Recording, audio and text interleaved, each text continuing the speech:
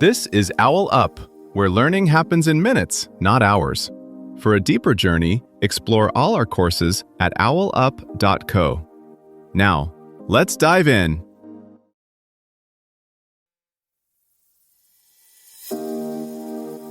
Welcome back to Chapter 4 of our series, The Spanish Civil War, Stories from a Divided Nation.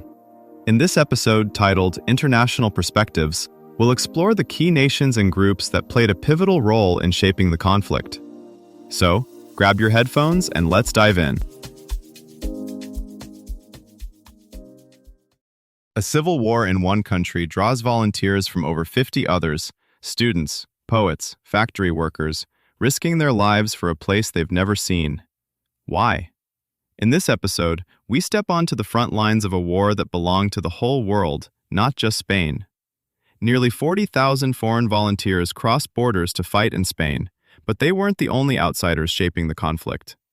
While idealists wrote farewell letters and boarded night trains, distant cabinets and corporate boardrooms were quietly redrawing the odds. Nazi Germany's pilots tested bombing strategies. Fascist Italy shipped men and machines. The Soviet Union traded weapons for Spanish gold. Britain and France balanced fear of fascism against fear of another European catastrophe. On paper, many powers swore off taking sides. In practice, their decisions stacked up like loaded dice on one end of the table. In this episode, we'll trace how distant capitals, secret deals, and public neutrality turned a domestic struggle into a preview of the global showdown to come. Spanish leaders weren't just battling over Madrid or Barcelona. They were also being weighed, priced, and measured in distant capitals. Diplomats watched railway lines, harbors, and radio messages the way traders track stock charts, hunting for clues about who was gaining the upper hand. Each shipment of fuel, each volunteer air squadron, shifted expectations about the future map of Europe. Meanwhile, ordinary people abroad argued in cafes, union halls, and universities, treating Spanish headlines like a weather report warning of storms moving steadily closer. Those distant capitals didn't all move at once. They slipped in, tested the temperature, then waded deeper. Berlin acted fastest. Even before formal agreements, German officers quietly arranged airlifts for Franco's stranded troops in Morocco, turning a risky sea crossing into an air bridge. Soon after, the Condor Legion arrived, not just as extra planes, but as a self-contained package. Pilots, mechanics, radios, even specialists to study wreckage and refine tactics. Every mission doubled as live-fire training and a data collection exercise. Rome followed with its own mix of caution and swagger. Italian volunteers landed in growing numbers, their status carefully worded so Mussolini could still pretend this was a limited bet, not a full commitment. Italian ships shadowed key sea routes, sometimes inspecting cargo that seemed a little too friendly to Madrid.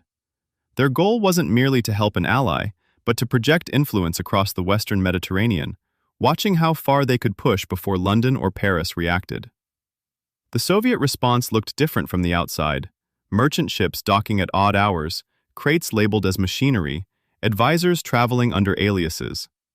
Inside Republican zones, Soviet tanks and aircraft arrived bundled with political conditions, preferred officers, approved training methods, and a wary eye on any left-wing faction that didn't follow Moscow's line.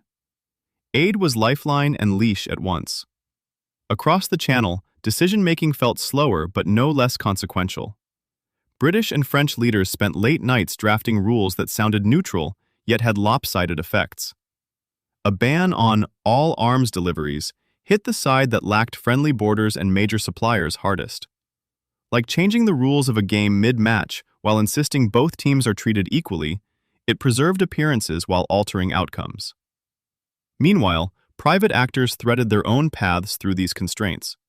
Oil tankers rerouted to discreet ports, banks extended quiet credit, and intelligence services used commercial deals as cover to plant agents, test ciphers, and probe rival networks. For them, Spain doubled as a battlefield and a laboratory in the emerging contest over information and influence.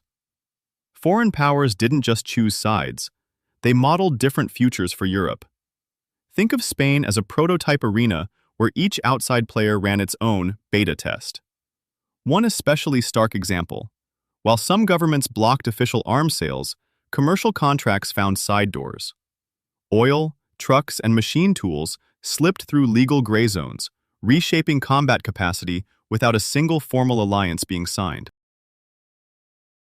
Inside Republican territory, Soviet-style political police methods and party discipline competed with more plural grassroots experiments in Catalonia and Aragon. Foreign advisors watched which model held together longest under pressure. On the other side, military observers quietly noted how quickly authoritarian command structures could turn outside materiel into coordinated offensives. For smaller states, from Scandinavia to Latin America, Spain functioned like an early warning system. Embassy cables dissected each new policy from London, Rome, Berlin, and Moscow, testing one question: if a crisis reaches us, whose playbook will we be forced to live under? And whose rules will shape our survival options next time? Spain also became an early arena for shaping opinion abroad.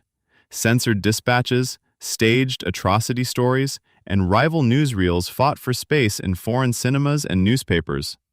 Today's hashtag campaigns and satellite leaks echo that scramble to fix a narrative before facts settle. As new archives surface, they won't just adjust numbers. They'll test how resilient our stories are when fresh evidence quietly moves the goalposts. Spanish skies became crowded not just with planes, but with clashing agendas, like overlapping radio stations on one frequency. Each outside power left behind blueprints, doctrines, alliances, even legal loopholes that outlive the fighting itself. Your challenge this week: spot a current conflict shaped less by bullets than by the rules outsiders quietly write. This was OwlUp, your daily step forward. This series continues with more chapters on OwlUp.co. Visit OwlUp.co to access the complete course and continue your learning journey. See you there!